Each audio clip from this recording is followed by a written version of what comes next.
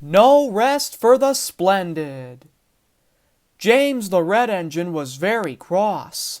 The yard shunter was unwell, and James had been brought in to shunt in its absence. He hated it. He puffed backwards and forwards all day, pushing and pulling freight cars and coaches into place. "I'm overworked," he complained to anyone who would listen. "I need a rest." "A rest?" laughed Henry. "You're hardly working. You're not pulling heavy trains like us big engines." Edward sympathized with James.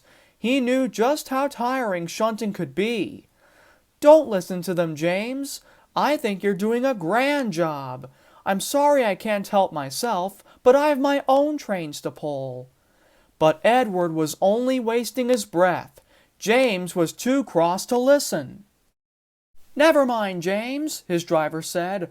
"Not long now until we can go back to our normal work."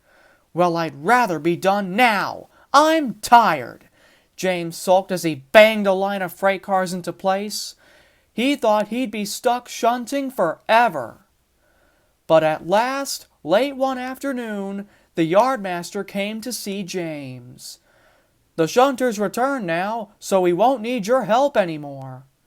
James was very glad, until he learned he still had work to do. "Me? Me? Pull a goods train? I've done enough work today, thank you." "Come on, James," replied the driver. "It's only a small train." "A small train of freight cars! All the way to the other end of the line, too," retorted James huffily. "We won't be back until dark." But he knew there was nothing he could do to prevent taking the train. Before long, the train was ready. As soon as the conductor's whistle blew, James snorted away. "Come on, come on," he barked to the freight cars. "If I'm to work, I'll have it done as soon as I can." With his newfound energy, James made good time. But as they neared the next station, they were signaled to a stop. The station master ran up to James's cab. "Donald's burst his safety valve. We need you to take his train on with your own.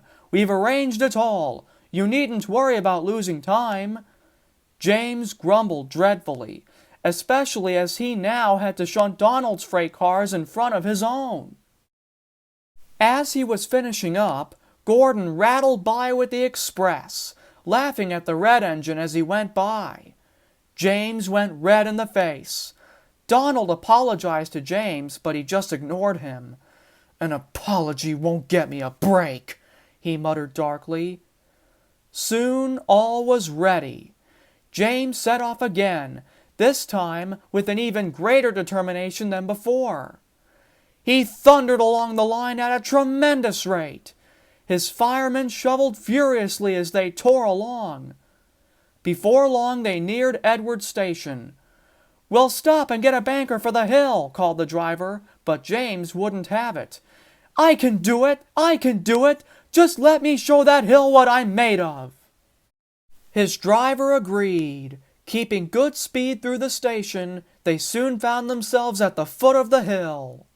James often struggled here, but today he was determined to clear it. He charged up with a ferocious force. The freight cars followed obediently. They dared not try playing tricks while James was like this. He snorted up, clouds of smoke and steam pouring from his funnel as he went. As he neared the top, Edward came puffing down the other side. When he saw James, he whistled supportively. "Go it, James!" he called, but James didn't even notice him. "Come on! Come on!" he panted as the top grew closer and closer, until... "I've done it! I've done it!" James cried as he finally reached the top. Whistling cheerfully, he rolled thankfully down the other side. He soon arrived at the end of the line, where he stopped to have a well-earned drink before he finally puffed home. It was dark when he arrived at the sheds, but he found Sir Topham Hatt waiting for him. "Well done, James," he smiled. I am very proud of you. Edward told me all about what you've done. You certainly are a credit to my railway." James could only manage a smile. "You've certainly earned yourself a rest," Sir Topham Hatt continued, "and after that, I think you deserve a turn with the express." Sir Topham Hatt waited for a response, but he didn't get one, for James was so tired and happy that he'd fallen fast asleep.